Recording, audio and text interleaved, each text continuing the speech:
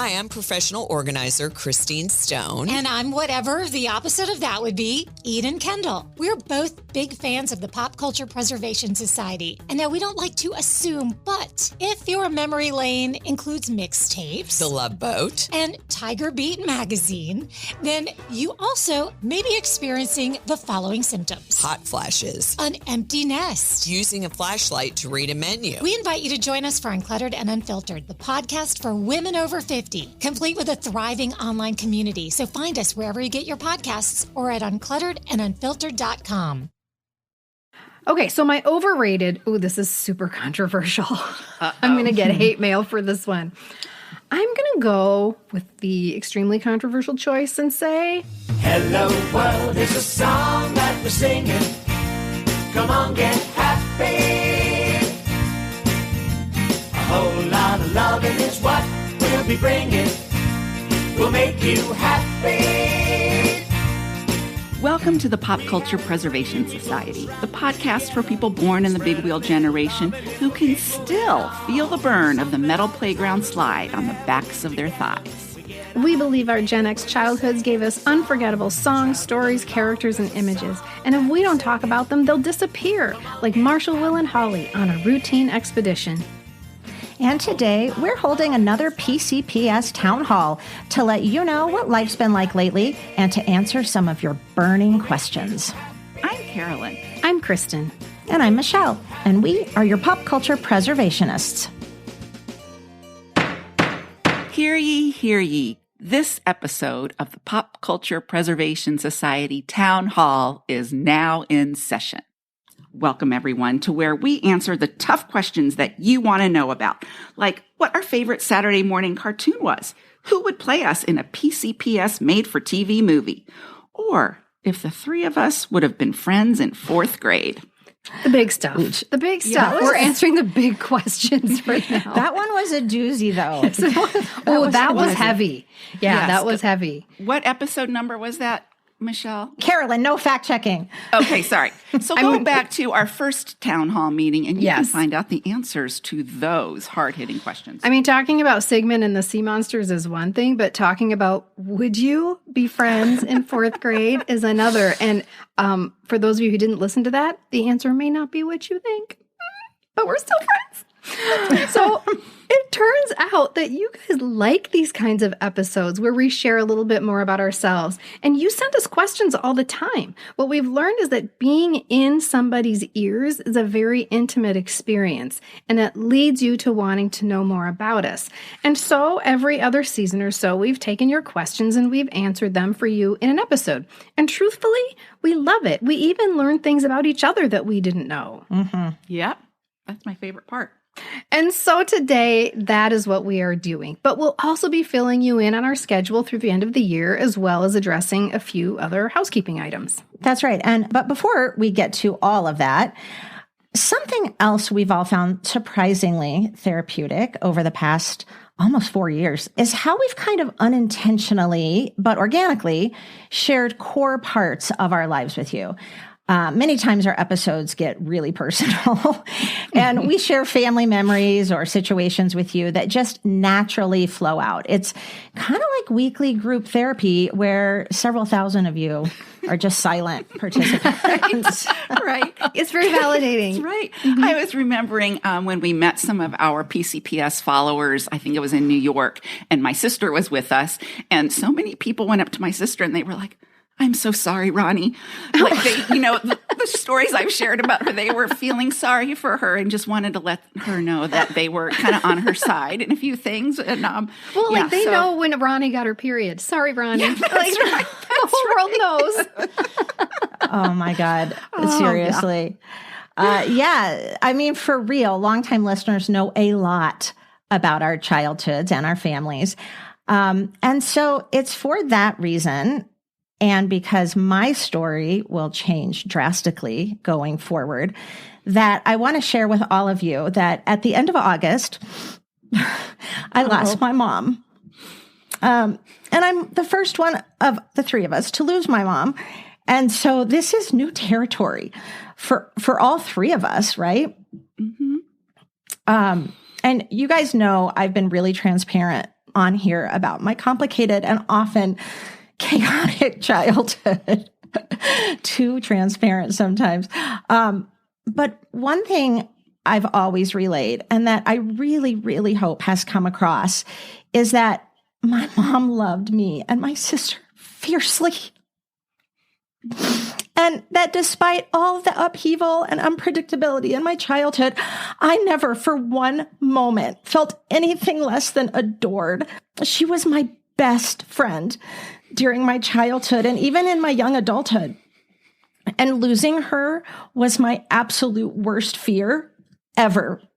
So now that it's happened, and she was in poor health, so I really hope she's in a peaceful place now where she's not hurting. But now that it's happened, you guys, it's hard to reconcile little Michelle's anguish and present day Michelle's, because they're both different, but they're both the same. Does that make sense? Right. 100%.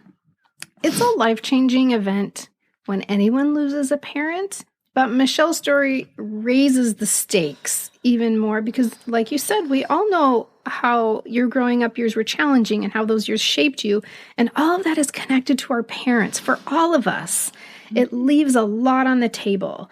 There's so much grief. There's, for so many things, it's very, very heavy. And since we are a podcast that talks about growing up, this event adds another layer of intensity and personal. I mean, it personal anguish for Michelle. No, it does. And one thing I wanted to say is I know you guys sometimes give me crap for always getting all the toys and all the branded stuff. Yes, that's right. But you guys, that is honestly not how I felt loved by my mom. It's things like how she'd lightly scratch my arms or my legs or my scalp with her really long fingernails. She always had long red fingernails, like trademark Jeannie, right? But she'd do that before I went to sleep every night or whenever I asked. We could be in the car and I could throw my arm over and ask her to scratch my arm. She did it with my girls too. Or just the way every single holiday and birthday was special, and not at all because of the gifts. I can't even remember what I got for birthdays, but the thought that she would put into every birthday party, like if I wanted to go roller skating, this is before invitations where you bought them at Hallmark, or maybe you did buy them at Hallmark or whatever, but my mom would be up all night cutting out roller skates shapes from construction paper and gluing little beads on the wheels and, writing in her handwriting. And I still have some of those invitations. And then the birthday cake would be shaped like a roller skate and everything would be like things like that. That's what I remember. And that's how I felt loved. Can I just say, Michelle, this podcast would not be what it is without your mom, without her. No, honestly, I'm talking about all the things that she saved. No, and, true. Again, a testament to how much she loved you guys. It was the memories associated with those, not just the toys, but the papers, the report cards. When you share with us those things, it brings a flood of memories to me and our social media. We have so much to thank your mom for because those are real things. I'm so grateful for your mom and for her sharing that. It's like she lives on in our podcast through all of those. Yeah, that's true. I love that, Carolyn. Yeah. Well, that's funny you say that. In September, I went to Texas to help my sister go through all the things. I mean, capital letters, all the things. I've told you, and Carolyn, you just shared it, how the woman kept absolutely everything to the point of insanity. You guys, we found we found 25 those long under the bed boxes. They were crammed full where they wouldn't even close of every piece of construction paper art we'd ever done, every greeting card, some from the early 1900s from her grandmother to her young mother. Wow. Old school papers, every little scrapped note we wrote her on like a torn envelope that said something as silly as like, Mother, I'm working until 6. I clean my room and vacuum the living room. I'll be home at 10. I even found, wait for it, my Valentine's and candy from 4th grade. So I'd like right now to publicly thank Miss Toth for that cookie. Oh. Because, by the way, it kept its form and its shape for 45 years. Oh my God. She kept the cookie? So even though Carolyn, yes, we can say we're very thankful for much of what she kept, some of the stuff my sister and I are like, good, holy gracious, what is this? But I will say this was awesome. We found her diaries from 7th to 9th grade. This is in the 50s. And my sister and I were dying. I was doing dramatic readings of all these entries. The drama and the saga of her and the love of her life, Ryan Chalmers, and if anyone's out there who's related to him, I'm sorry, but he was a cad, capital C-A-D, cad. And I'm using like the 50s term to my mom. Yeah. Mm-hmm. He came and went, basically treated her like crap. But the drama and the saga is real. You guys, she wrote every single day for 3 years, 7th, 8th, and 9th grade. I have them all at home. They're here in my guest bedroom. I'm definitely going to do something with this. I don't know what yet. It'll come to me. You guys, she saved every school notebook she'd had, and I have all her slam books from the 1950s. Wow. It's amazing. My sister and I were laughing so hard, but at the same time, then we were crying real tears that she wasn't there to go through all those with us. She would have loved it. And we're like, did she even know where, she had so much stuff. Did she even know where they were? I don't know. But then things like every single Barbra Streisand album that has ever been put out, I now have. And I checked them back on the airplane. I don't even like Barbra Streisand because I was oversaturated with Barbra Streisand as a kid, as you now know, but I could not she loved Barbara so much.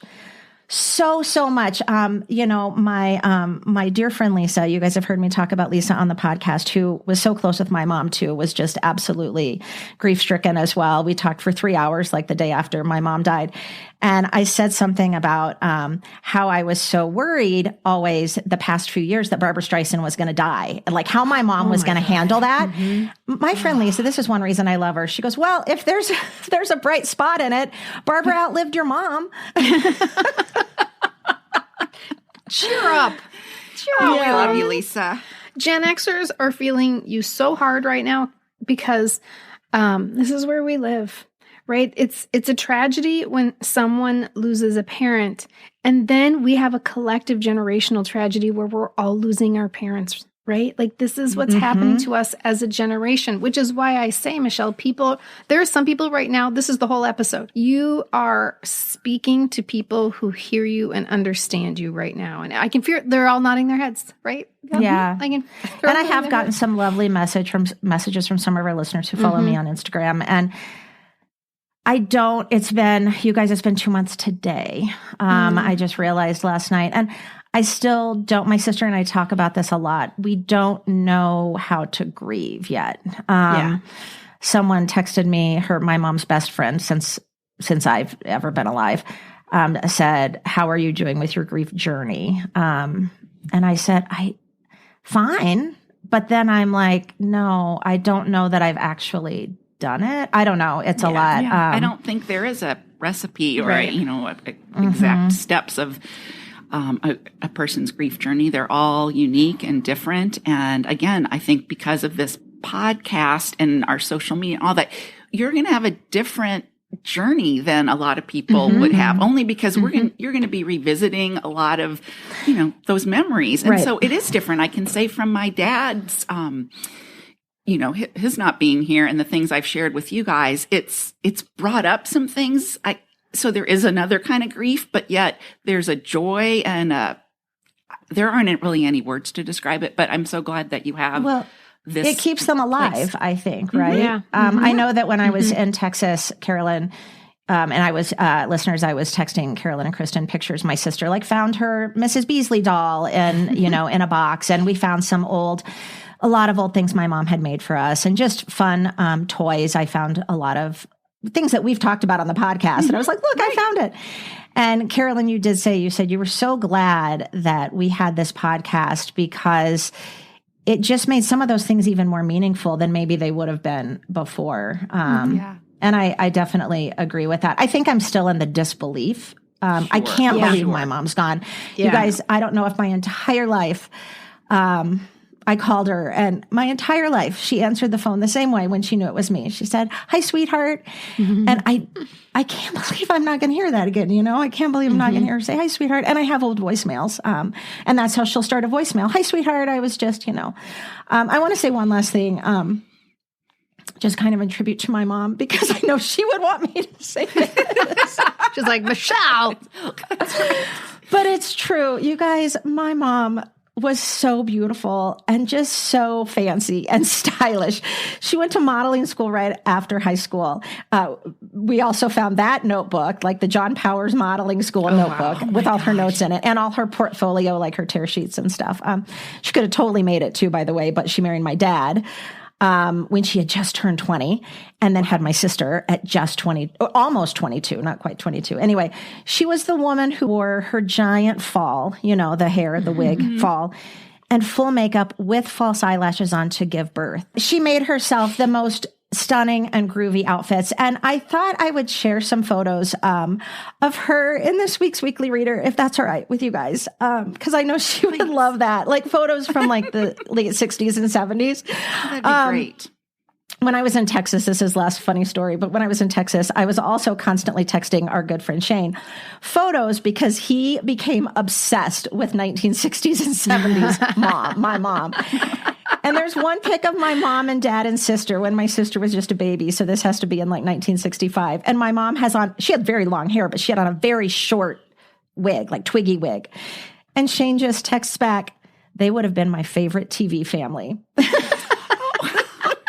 Okay, I love this category of 70s mom. Like, that's a whole thing to study. Well, 70s mom. It is 70s great. mom. And I think all of us, it's fun to go back and look at our 70s mom. But I We just knew should. my Is that an mom would episode? probably... I think that might be an episode. It might be an Maybe I'm episode. spurring season 14 episode. I'm talking about our groovy mom. So 70s mom. But I want to thank you guys so much for being there for me through all of this and for the podcast. I really do feel it's like what we just talked about. It's because all of this stuff it keeps my childhood alive. And by keeping my childhood alive, it's going to keep my mom alive. So thank you. Love soft as an easy chair. Love fresh as the morning air. Okay, moving on now to the town hall portion of the episode. You guys, we got such fun questions. So thank you to all of those who answered the call out that we had on Instagram and Facebook. We wish we had time to answer all of them, but alas, we don't.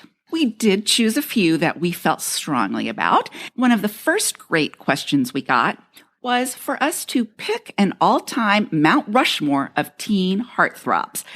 And we decided we were each going to do this individually. And now you'll get to hear who each of us would put on our Mount Crushmore. Oh, What? boom. Mike, Carolyn. Wordplay. Give it up for the wordplay. Mount You guys, if we- Rushmore. I should mention that the person who asked this question did give us the option of all, trying to do this together. Not possible. We would be here for the next year, and they are. We might still be here for the next but we year. also want to keep working together. Yeah, that's right. Remember when we had to try to Yes, pick thank you. the Tiger Beat If top John crushes? Travolta was going to be on it, we basically had a fight. It was like a fist We had a fight. fight. It was a fist fight. Let's just do this the easy way, Kristen. Yeah, thank you. Go. Well, and I don't know that I'm the best person to go first because we could be here all night. This is an impossible There were 4. task. You had 4 to pick. Four. I know I got 4, but Okay. there are a lot of people to choose from, and I have Well, feelings. we just don't want to hear your 4. Yes. We don't want to hear the people that didn't make it. Kristen. Oh, You have to shoot. just- Okay. No, go ahead. Well, I'm going to tell you why some people didn't make it in. Kristen Okay. math. Yes, that's right. And of course, what I say today will change tomorrow. So these are my choices for the moment. So to make it easier on myself, I eliminated any groups, any bands, because if we're talking biggest heartthrobs of all time, you have to start with the Beatles, but that would look dumb with 4 faces in one place. Can't fit the faces on. But I did use the Beatles as a litmus test. Who induced mania? Who elicited fainting episodes? And that leads to my first pick, which is Elvis Presley. And this is hard because I don't have any feelings for Elvis, but I have to recognize what he did, which was inspire mania amongst this new age group of people called teenagers. My next choice is David Cassidy because the mania was extreme. He had the biggest fan club of all time, outpacing Elvis by a long shot, outpacing the Beatles, outpacing anyone before or since. He exemplified who the modern day teen idol was. Very similarly, I have to put Donny Osmond up there too, because beautiful in a non-threatening way, almost feminine, crying and fainting, a nation of broken-hearted teens and tweens when he announces his engagement. And he hung on to that teen idol status longer than most. And he still capitalizes on that teen idol status today without it being cheesy or sad. So kudos to you, Donny. You get to be on Mount Crushmore. I would like to add Michael Jackson to the next spot, but that is complicated. He certainly created hysteria. People's love for him was long-lasting, never-ending, including to today. But the demons that he harbored and the damage that he allegedly did to people is so sad. So it feels exploitive to give him this spot. So he's not going up there. I'm sorry, Michael. And so I will pivot instead to James Dean. This is kind of a surprise pick for me. I know Carolyn's face just went, what? But hear me out. Boy, I'd like to see him chiseled in stone, though. Oh, good point. That's how I should have done mine. Just who would look good chiseled in stone. Yeah. James Dean is also legendary in that he inspired a mania that remained even after he died. College students in the 80s were still putting posters of James Dean on their wall. People would claim to be true. Right? I had the giant black and white poster of James Dean on my freshman college dorm wall. That is meaningful. That is meaningful. And he, along with Elvis, began this idea of teens being a distinct group with a distinct need to fall in love. And perhaps falling in love with someone you'll never actually meet was a nice way to start. So thank you, James Dean. Okay, my last spot.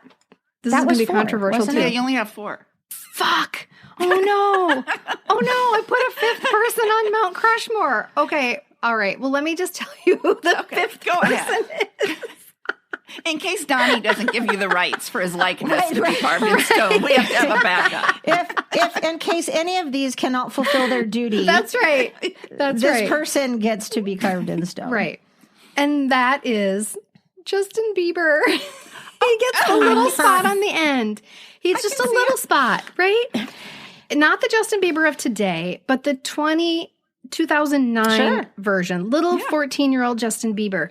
Because with the hair, you guys. Yeah. He woke the sleeping giant. His meteoric rise, which started on YouTube and then spread like a contagion, was something we hadn't seen for a really long time. And that was this almost universal falling in love with an adorable little sprite by an entire culture. Well, maybe there can just be a statue of him at the base of Mount Crushmore.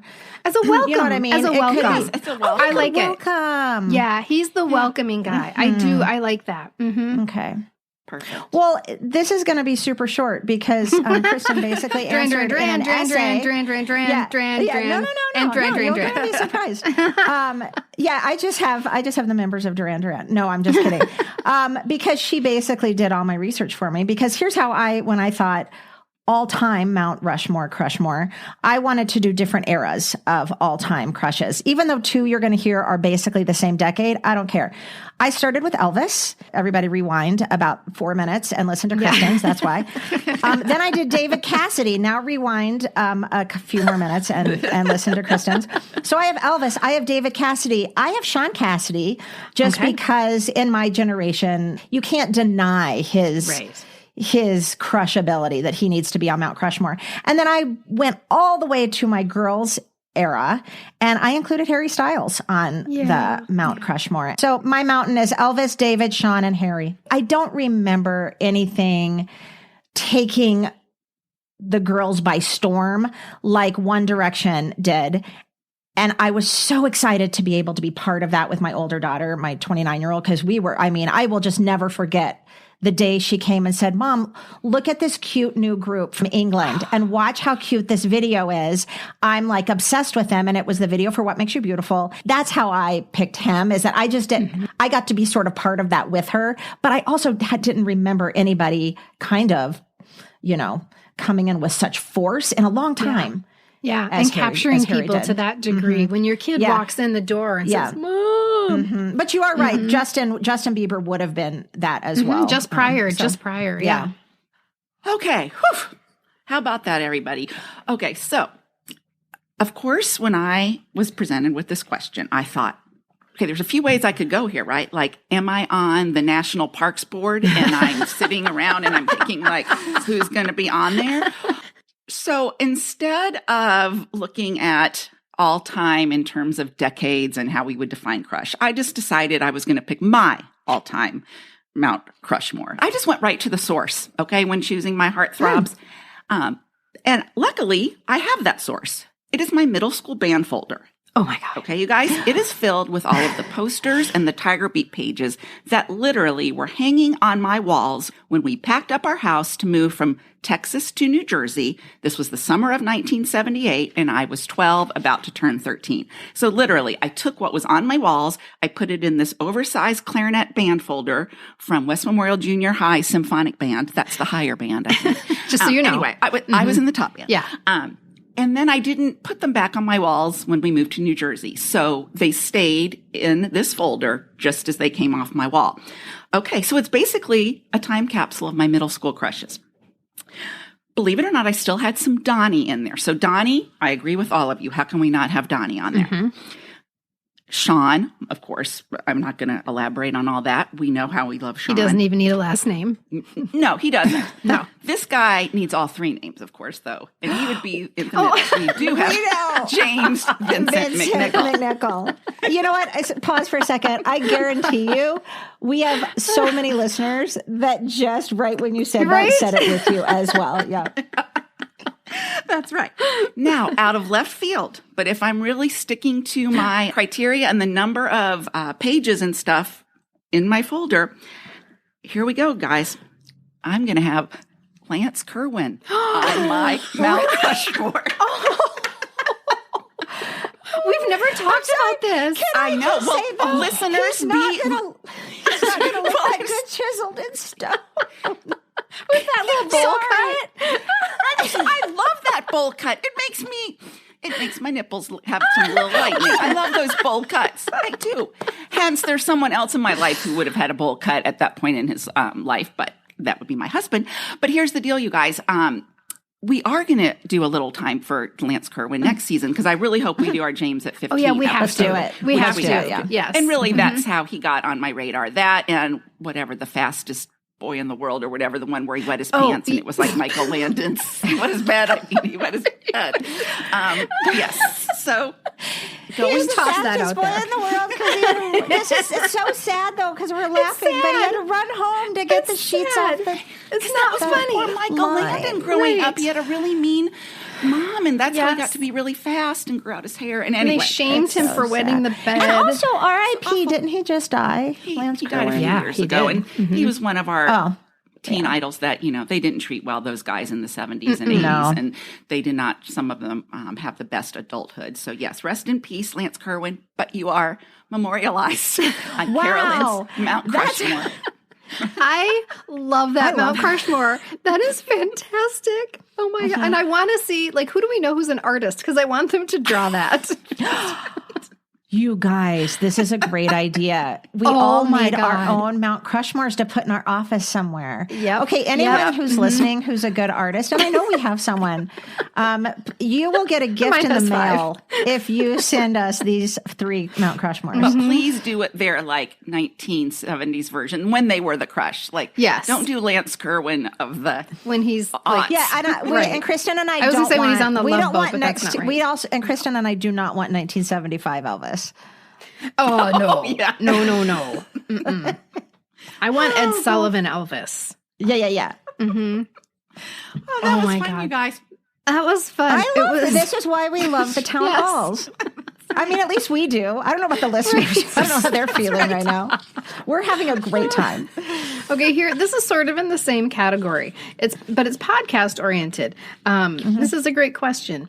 Who's the interview on the top of your bucket list? Yeah, because we didn't really intend to be an interview podcast, but when you get opportunities, you take them. And we've talked to some amazing people. I think we've already talked to the number one person. So basically, this is like, who's your number two person that you would like to talk to? Because Sean Cassidy was the number one bucket list item. And we've talked to him several times. So Michelle, who's your next person? Yeah, we're buds. I think that a lot of you that know me, and especially follow my Instagram, my own Instagram, y'all are going to think I'm going to say Rob Lowe. And some of you might remember, I even put when I got to meet him, he was on my Christmas card that year in the space where it would be the picture of me and my husband. It was me and Rob Lowe. But you're wrong. You're wrong. It's the other one you're all going to think I'll say. And that is one Mr. Simon LeBon. I would like His birthday was yesterday, by the way. Happy birthday, Simon. You guys, however, having said that, if we ever got to speak to Simon LeBon, I would die. And that would be really sad because then you guys would be mourning and then we would be left with only two podcast hosts. We can't do it with just two people. It doesn't work. It would be sad and I would die. I would completely stroke out. I would have a physiological reaction so hard that my heart would stop beating. So I'm going to just change it to someone like, I don't know, Molly Ringwald. Sneaky. Wouldn't that be kind of fun? Like that would be. She's done well. I don't know. Or one of the Facts of Life girls. How about, well, she was a Facts of Life girl. Remember Molly Ringwald and her roller skates? Yes. With her bowl cut. So, the bowl cut rises again. Are you feeling overwhelmed by all of those hormonal changes Gen X women are going through? Just because those changes are from natural processes doesn't mean we have to suffer through them.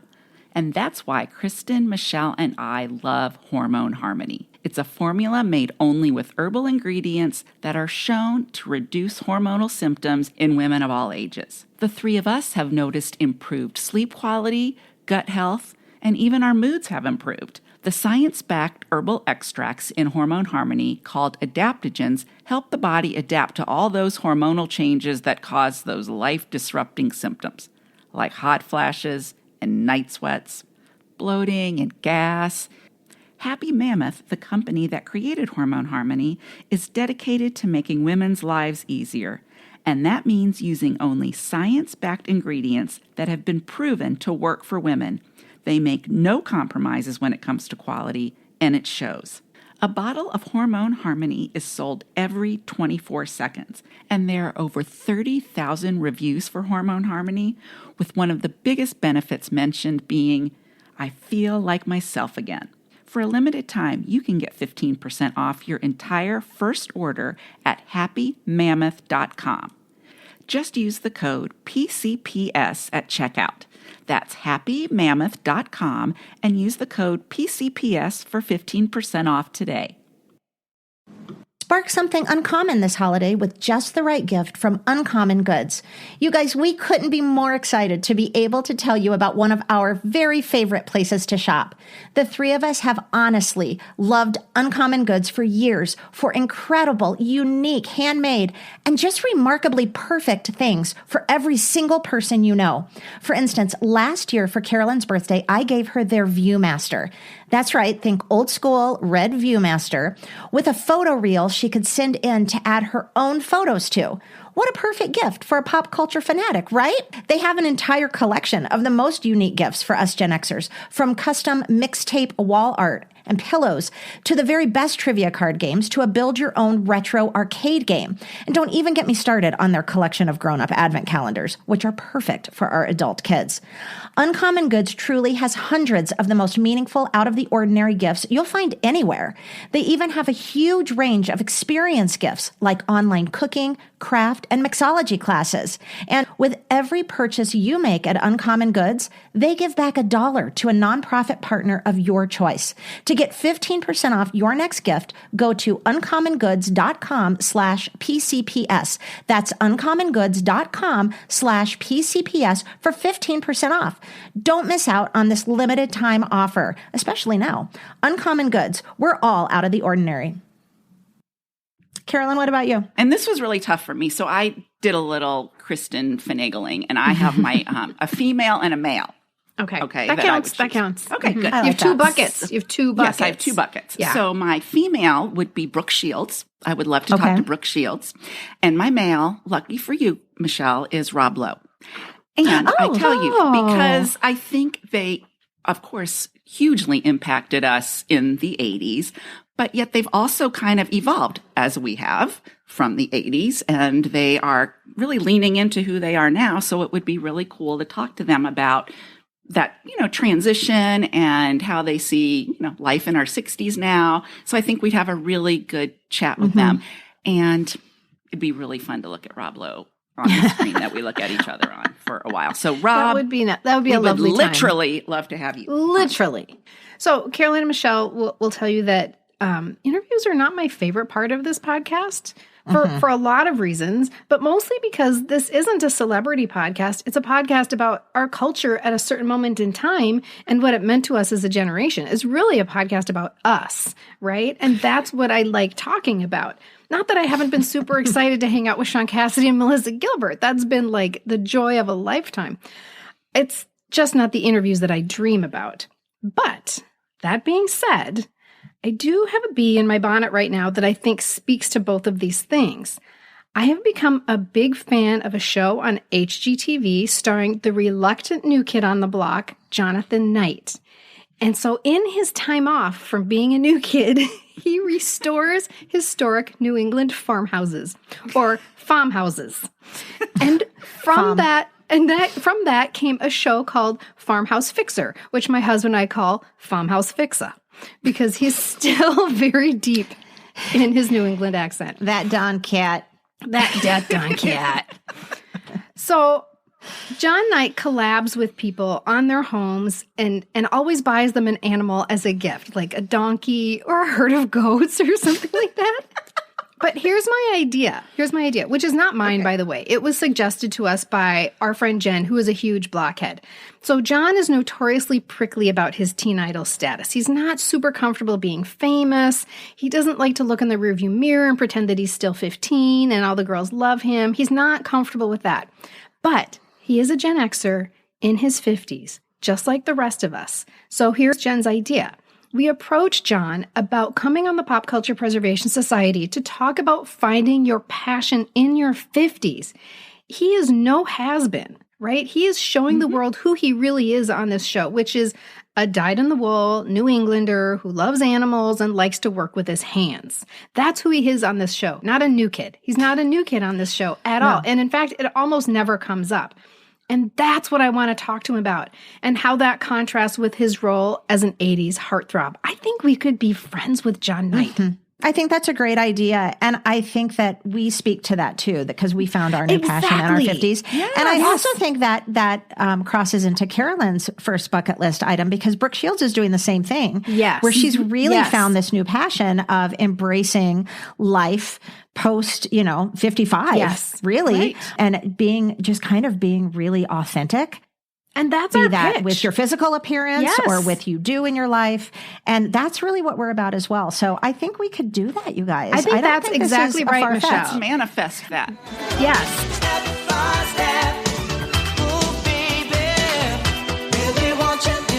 In your opinion, what is the most overrated and underrated TV show of the 70s and 80s? Carolyn? This was hard. This was hard. This was really hard. Okay. I'm going to start with my most underrated. Okay, so of course I could say Apple's Way. You've heard me pine over my love for that show, and it really was underrated. But I'm not going to do that. I'm going to go with the show that gave me my first adult crush. That show was Flamingo Road. Oh, I totally remember that show. Oh, do you? Good. Well, sadly, it only lasted 2 seasons. But the actor that just, I don't know, greased my loins. I don't know what we would say. We might take that out. Nope.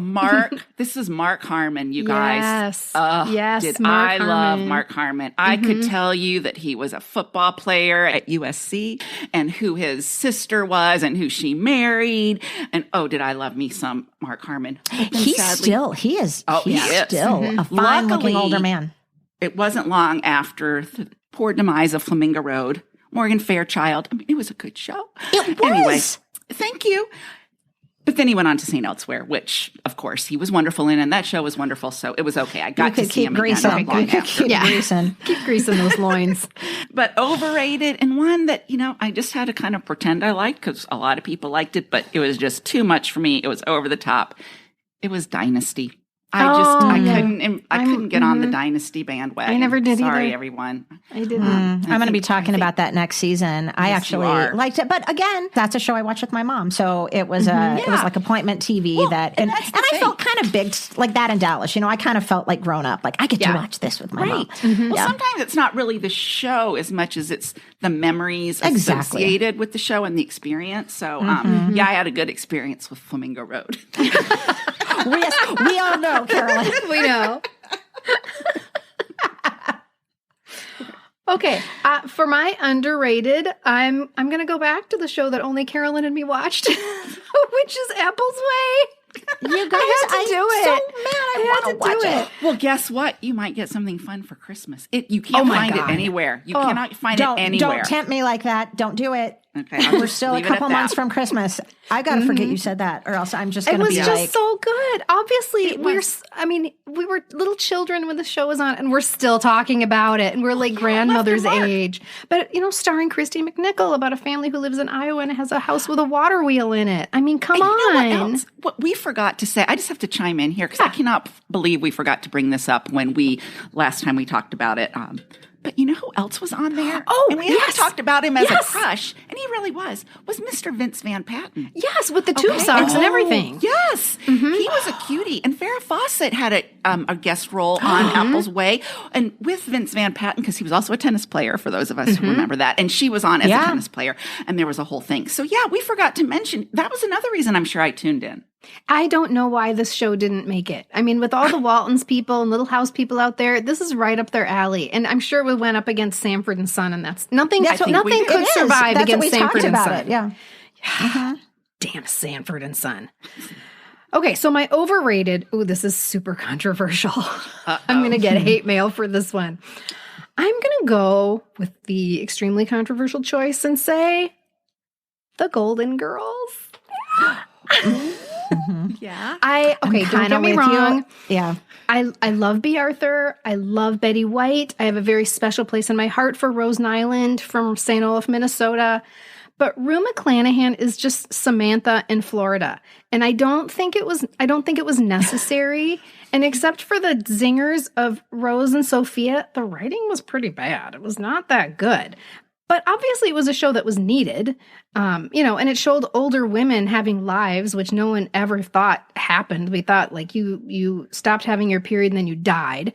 And it clearly has lasting appeal. And I'm thinking it might be in the category of So Bad It's Good, a little bit. And that's why it has a cult following. And I'm just thinking of our friend Shane. Shane, Kristen is going to be sending you a bouquet of apology flowers soon. But here's the thing. I understand, right? Like, I would never argue that it doesn't deserve the attention that it gets because it's hitting a nerve and that means something.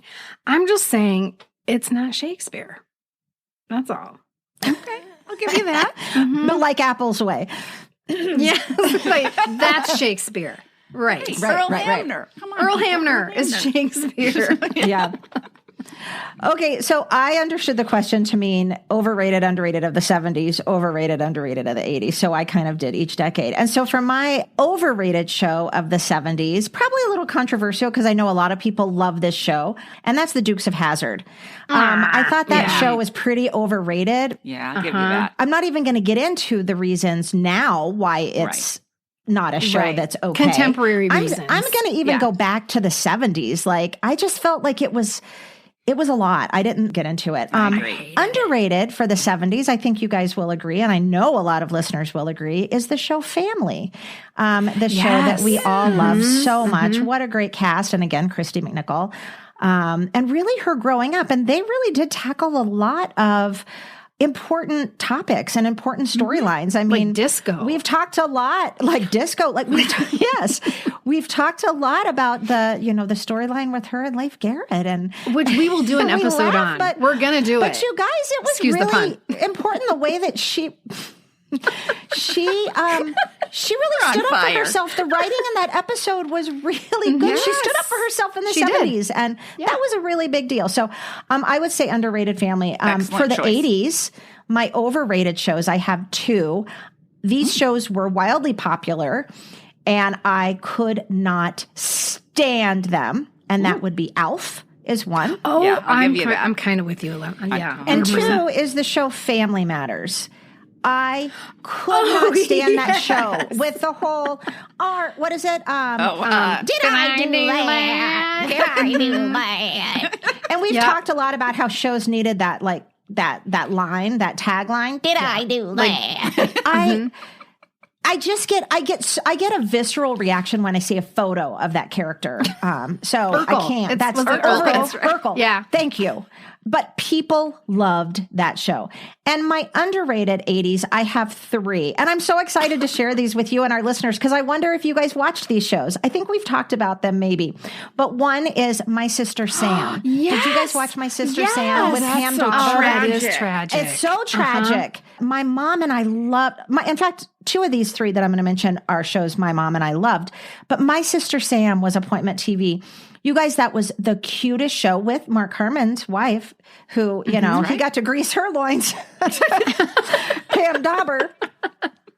And still is greasing them, I might add. Are they still married? Yes, they're one of the longest lasting marriages. They are, because they're like in their, 6, I hope. Okay, so anyway, but yes, we all know such a tragic, like I can't even almost look at a still of, because that darling girl, I'm going to forget her name. And so to make up for that horrible lack of respect, I'm going to put it in this week's Reader because she should not be forgotten, nor her name should be.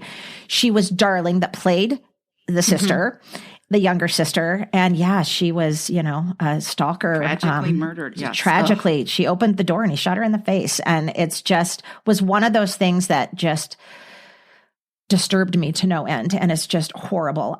Okay. So that's my first underrated show. Second is Kate and Allie, which I know a lot of listeners loved Kate and Allie. My mom owned all of them, loved it so much that she owned all of them on DVD. And so, or VHS, it must have been VHS. Anyway, when my girls would spend the night, when they were little, they have seen every episode of Kate and Allie. And then the last one is with our new friend. And you guys know I'm not going to use the greasing the loins thing here because I just can't. But with Greg Avigan, and that's My Two Dads with Greg Avigan and Paul Reiser. Yes. That was a really cute show. That was a good and show. Also groundbreaking, right? I loved that show. So I thought that was underrated. Yeah, those are all good choices, Michelle. Thank you. Good job. No one loves you more than I do. Put your hand in mine. You can count on me. Okay, here's the next question, which I'll admit I found a little bit difficult. If you could only listen to one song from your childhood for the rest of your life, what would it be? Kristen? That's almost an impossible task because really what you're saying is all you can listen to is contemporary music and you can only listen to one song that is not contemporary. What is it? That's hard. And so what I did to sort of narrow my choices down was that I took the word childhood quite literally. And I decided that the song that I would keep with me is Free to Be You and Me.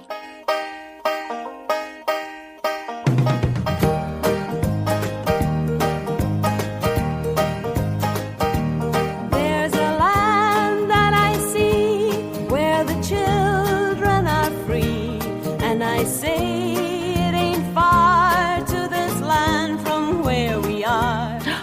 would have won the bet in Las Vegas. The odds were very high for me that you would choose that. But it's an excellent choice. I love that. Don't choice you for think? That's a great choice. I think so too, because you have to choose something that is not going to.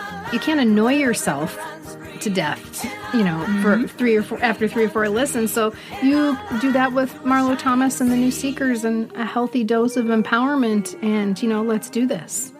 And those drums, bum, bum, flute. bum, Isn't there ba-dum, flute bum. in there too? Oh, I'm sure. banjo. I'm sure. Yes. Oh, banjo. Yeah, Banjo at the a beginning. great Can't you song. hear it Yes. right now? Yeah. that'll perk things up. Yeah, and I don't get tired of that song, and it gives me nipple lightning, and I cry, and it makes me jump up and makes me happy, and so I just don't think I would get tired of it, and I think it would be emblematic of a lot of things. Love it. Come along, take my hand, sing a song. For a land where the river runs free, for a land through the green country, for a land to a shining Well, mine was a super easy answer because I did the same thing you did, Kristen, when I said I have to make this easier on myself. So I have to go childhood and I have to go 70s. I have to go before like 1978 even. And it was so easy for me. And I don't care if I get ridiculed for this. I get ridiculed for my taste in music a lot. I won't get ridiculed by the two of you. No. But this is a song that I've told you many times is still on most playlists I have. I probably hear this song 5-10 times a week, and I will sing it. And I would put it on repeat and listen to it 20 times every day. And that's Top of the World by the Carpenters.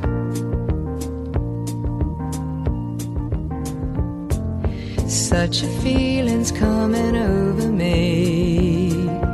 There is wonder in most everything I see.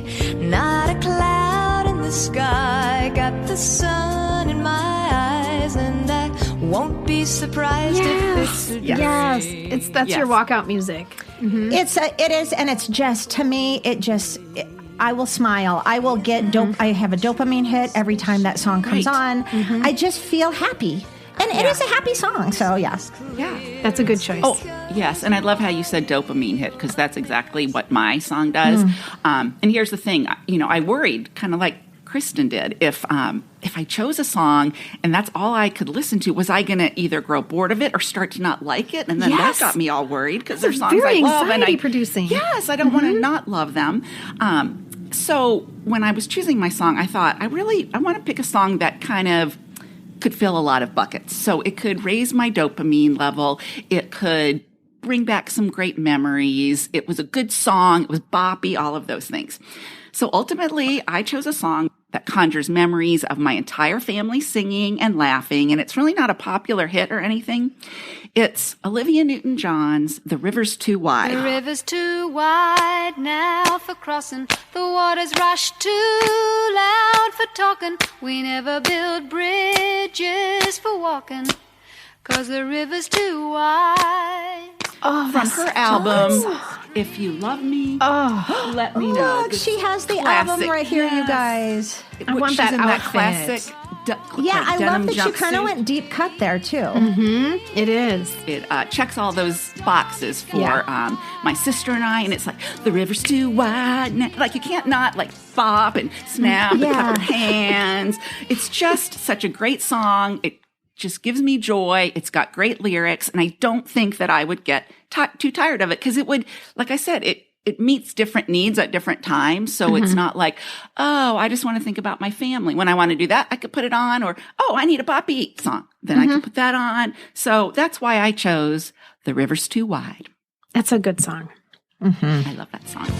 The river's too wide now for crossing. The waters rush too loud for talking. We never build bridges for walking.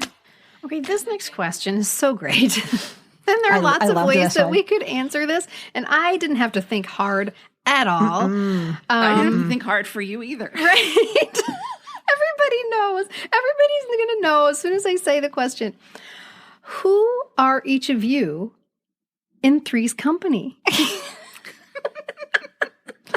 Yeah, I knew immediately before I even finished reading the question, even though I really wanted to say Mrs. Roper because I wanted to dress like her. I mean, duh, I'm Janet. I'm reliable. I'm the sensible one. And plus, I'd get to work in a flower shop, which I don't know if I've ever mentioned it here before, but that was what my best friend Lisa, when I was in 5th through That's 9th right. grade, We we used had to a play pretend that. flower shop and we Yes. played it. That was our dream in life, was to own a flower shop. So I'm Janet. Yeah. Oh, I love that. Well, I'm this character. I'm not sure if you all were familiar with this character. This would be Crack, okay? Because I'm a combo of Chrissy and Jack, okay? Kind of. I didn't know we could do that. I didn't know that we could combine. Well, I make up my own rules, as Jack would probably do, right? So I'm a combination of them, right? Okay. I'm a little, as we have said many times, a little Amelia Bedelia, and I feel Chrissy is very Amelia Bedelia. But I also have the wit and wisdom of Jack, I think, and the clever. Like, I could use my Chrissy in strategic ways. Like, I knew what I was kind of doing most of the time. So I am Crack. Sorry, that's who I am, and that's my reasoning. That's so and there you go. good. Okay, well, I think at this moment in time, I think there's no doubt that we are all proudly Mrs. Roper.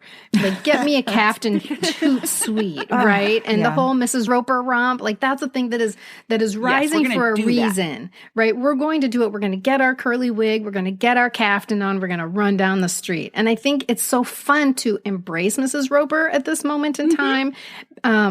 It's sort of like embracing your Gen X-ness, embracing your age. But in the days of Three's Company, I was a total Janet, which is so on brand for me, right? I never identified with the pretty person. I always identified with the second banana. I always identified with the dark-haired person because the blonde-haired person got all the attention and the dark-haired person, even though I was a blonde person, it didn't make sense. And I loved Janet. I loved her sensibility. I love her exasperation with Jack and with Chrissy, like with her hands on her hips. Like, you guys, straighten up. Come on. Like, I always felt like I was herding cats. I was always getting people to do the right thing. And yet she was also super funny and she could do slapstick. So I have learned over the years how animated I am with my body. Like, I'm moving right now. And sometimes I look at people, I'm like, you're not moving at all. Like, you're just standing there saying words. And I'm acting it out a little bit. As much as I loved Chrissy, I loved Chrissy, but I identified with Janet super hard. Come and knock on our door. Come and knock on our door. We've been waiting for you. We've been waiting for you. The kisses are hers and his. Three's Company too. So our last question comes from Michelle. That's me. I wanted to know this. What is your earliest memory? That's such a good question. It is such a good question. And mine is like multi-layered, okay? Because my first memory is sitting in my grandmother's kitchen in New York City and eating ice cream, okay? I know this is my first memory because I also have a distinct memory of when I told my parents about this memory. I was sharing with my parents, I remember Granny's kitchen because she had like a banquette, those like, I love that. It was like a booth. And I thought that was so cool. And I was saying I remembered this booth and having ice cream. And they insisted that I did not have that memory. They said, there's no way. You weren't even 2 yet. There's no way you could have that memory. You must have seen a photo. And they kept insisting that I didn't have this memory. And that makes me think this was the first time I was kind of being gaslit. Like, oh my God. I did have this memory. And these people were telling me over and over, there's no way you could have this memory. Like, this thing that you know to be true is not true. And that has stuck with me. So I know that the other one is my first memory because my parents insisted there was no way I had that memory because I would have been too young. That's interesting. Okay, my first memory, it's extremely distinct. I didn't have to think about it at all because I've always identified it as my first memory. So my first memory is being carried on my dad's back in one of those early kind of backpacks, like baby backpacks. This is the pre-Bjorn days. We didn't have anything like that, but we did have these like wire frame backpacks. I was going to say it was made with wiki sticks. Remember those little waxy sticks that It was super old school. And we're standing on the edge of a ravine with a crowd of people and we're watching fireworks.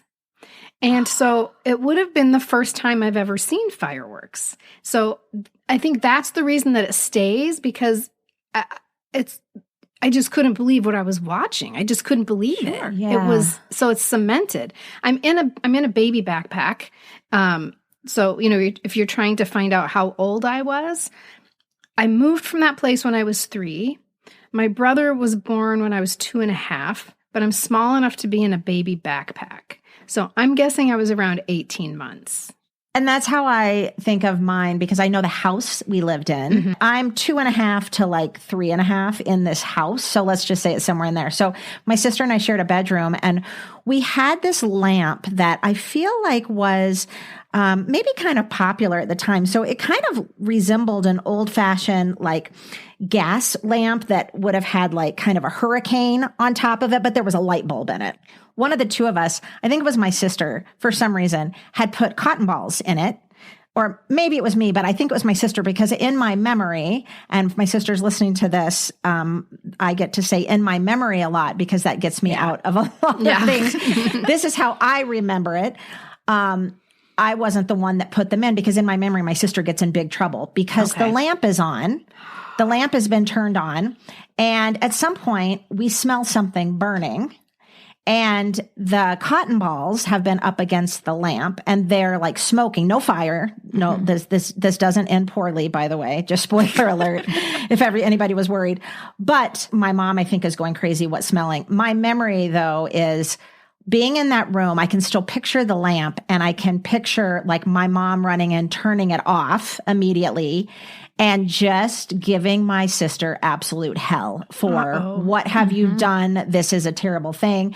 Also, at the same time, this is the bed. My twin bed was like up against the wall. This is the bed that I have memories of taking my Donny Osmond album and kissing goodnight at night. Cute. So I've always said I was about 3. So I think that must be about it. And they called it puppy love.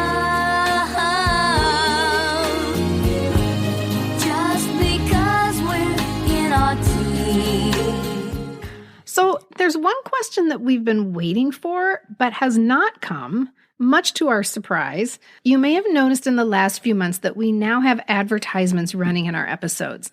And this was something we were really nervous about, because our longtime listeners have enjoyed years of ad-free episodes, and we kept waiting for the questions. We kept waiting for people to ask or express displeasure or something, and they never came, which is, I guess that's a good sign, right? Perhaps this is something that people are used to, and it doesn't represent anything more than some products to think about and maybe buy. But what we really want people to know is that decision wasn't made lightly, and we take those testimonials very seriously. I mean, we are 3 very earnest people. I think you know by now, right? So we speak truthfully in those ads about products that we have tried and liked and feel good about endorsing. And we see those products kind of as the sponsors of our episodes. Like today's episode was brought to you by this sponsor. This is how we're able to keep this show on the air. But the other thing we worried about was how that would make our Patreon members feel. So if this episode is brought to you by this product, what is the role of the individual listeners who support us with their donations each month? And the answer is exactly the same as it was before. The truth is that our Patreon supporters are our primary means of support. This is what pays the bills and keeps the lights on. Their monetary contributions are what have allowed us to stay on the air for 4 years. The advertisements are just another layer of nominal income, really, that are helping us stay afloat. Because what we've learned is that making money from a podcast is really hard. And there are only non-existent. Right. There are only a handful of smartlisses out there, or call her daddy or whatever. That's just, few and far between. And the rest of us have to find myriad ways to cobble together a sustainable existence. So to be perfectly transparent, it would be nice to be able to make a living from this podcast, to be fairly compensated for the work that it takes to write and direct and produce this weekly adventure that we go on.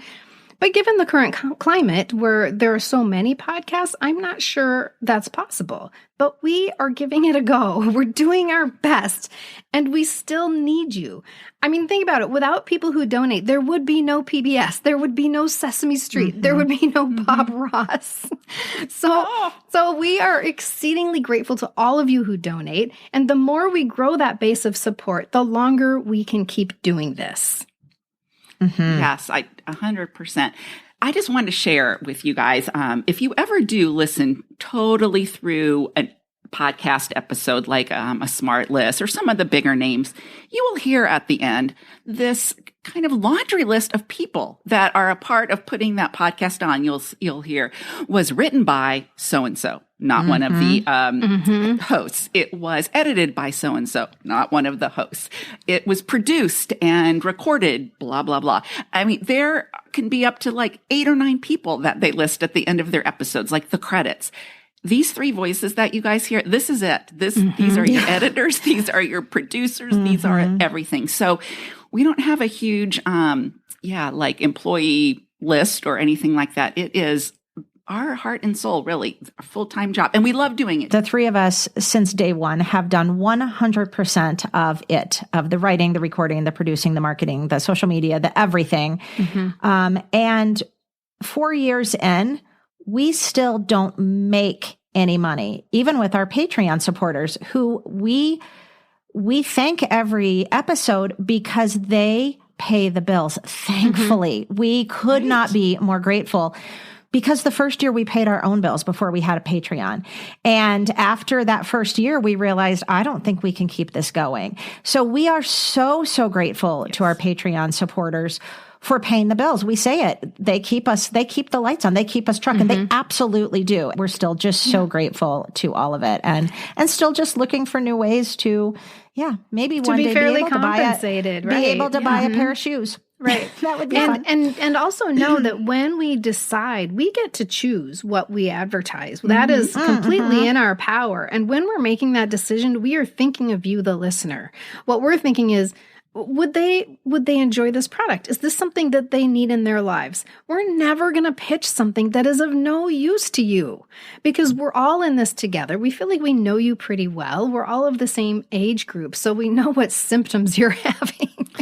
Right? Symptoms. Right? So we all just know that when we're making those decisions, we're doing it with you in mind. Working 9 to 5, what a way to make a living, barely getting by. It's all taking and no giving. So next Monday, listeners, we are going to start our encore season, but with all new opening conversations, okay? And I am super excited about those recordings because it never fails that after we record an episode, we undoubtedly learn new things about that topic. Either we read something or most likely you all share something with us that we had no idea about before. And it is so fun to revisit these episodes and share these new insights. So even if you've already listened to the episode, you really want to make sure and listen again. You're going to learn something new, we promise. So our encore season will take us through the end of this year. But lucky you, we are going to record 2 new episodes. One with your Gen X holiday memories, and then a 2024 wrap-up that will air on the last Monday of the year. And then, bam, just like that, it's going to be 2025. What? That sounds so futuristic. Oh my gosh. And in 2025, early 2025, it'll be time to start season 14 with a whole new season of all new topics, which we will be busy recording for you very soon. And we have some fun ones planned. So, and we dropped some hints for you in this episode too. You got a little bit of like, what could be coming your way. And that is a wrap, everybody, for our 2024 Season 13 Town Hall with the hosts of the Pop Culture Preservation Society. I hope you've enjoyed being in our brains for the last hour and that you feel like you know us a little bit better. And please know that this is a two-way street. We love whispering in your ears every week, and we love it when you reach out to us. We've gotten to know you, too. You are a part of this podcast just by virtue of showing up and sharing us with your like-minded friends. There are so many of us out there who all loved and enjoyed this time in history. We are the mighty Generation X, and we are so grateful to have you. Thanks for listening, and we will see you next time. Yes, we are so grateful to have each and every one of you. We love our Patreon supporters who we thank at the end of many of our episodes. And we also want to thank some of our generous supporters who donate to the PCPS through PayPal. Not sure if you all knew, but you can do a one-time donation or even recurring donations through our PayPal link, which you can find on our website, in the show notes, and our Instagram link tree. And some of those supporters I want to personally thank right now. I want to thank Cynthia and Angel and Karen and Lauren. You all truly do help keep the lights on. Another super helpful way that you can support us is by leaving a review on whatever podcast platform you use. We're on Apple and Spotify and Amazon Music, and they all have places for you to rate and review. That's a great way to help us, as is when you... Let me see how I want to transition this. That's a great way to support us, as is when you share the podcast with friends and family and tell them how great we are. Really, that's the truest form of flattery for us. And we really, really appreciate that. Thank you. We do. In the meantime, let's raise our glasses for a toast, courtesy of the cast of Jack and Janet and Crack and Thank you. Chrissy and Jack and Larry and that lady Mrs. with Roper. the long hair, Mrs. Roper, Mr. Roper. I can't remember. I want to call her Janice, but it's not Janice. She always hung out at the Regal Beagle. Who's Anyway, the one that came in after Chrissy left? oh, we don't care about them. Oh, yeah. Okay. No. She doesn't We don't count. care. Jump the shark. She doesn't- right. Our cousin Oliver's. Yeah, Okay. to all the cousin Olivers, thanks to them, let us raise our glasses to good times. 2 happy days. To Little House on the Prairie. Cheers. Cheers. Cheers. The information, opinions, and comments expressed on the Pop Culture Preservation Society podcast belong solely to Carolyn, the Crushologist, and Hello Newman, and are in no way representative of our employers or affiliates. And though we truly believe we are always right, there is always a first time. The PCPS is written, produced, and recorded in Minneapolis, Minnesota, home of the fictional WJM Studios and our beloved Mary Richards. Nanu Nanu, keep on truckin', and may the force be with you.